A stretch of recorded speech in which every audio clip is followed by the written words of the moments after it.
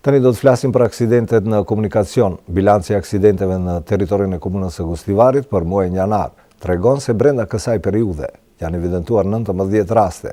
Sipas informacioneve nga Policia e Gostivarit, numri i aksidenteve në komunikacion për dallim nga periudha e njëjtë e vitit të kaluar, megjithatë ka shënuar rënje për 11 aksidente.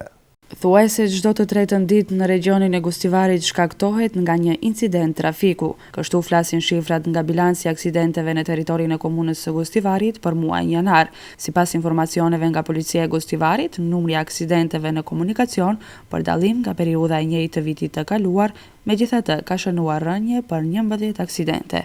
Regjistri i policisë tregon se në aksidentet e ndodhura brenda muajit të kaluar në regionin e Gostivarit nuk ka pasur viktima në njerëz.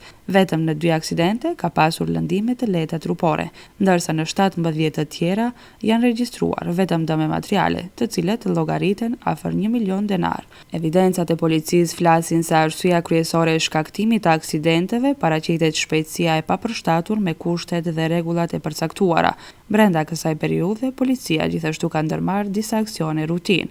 Janë larguar nga qarkullimi në komunikacion 16 vozitës, nga të cilët 12 për mos posedim të lejes për vozitje.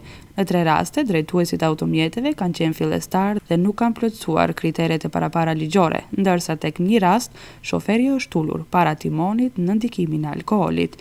Fenomeni i përhapur, sipas statistikave policore, mbetet vozitja e automjeteve pa poseduar lejen e posaçme. Andaj, policia apelon deri tek shoferët e ri të mos dalin në komunikacion pa e mbushur këtë kriter ligjor. Në të kundërtën, parashihet gjobë në vlerë prej 400 euro. Gjoba parashihen edhe për pronarët e automjeteve që a mundësojnë të rinjeve pa leje qarkullimin në trafik.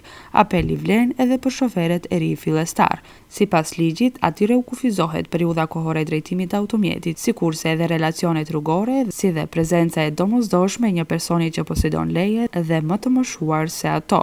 Çdo shkelje ligjore parashet gjobë prej 400 euro.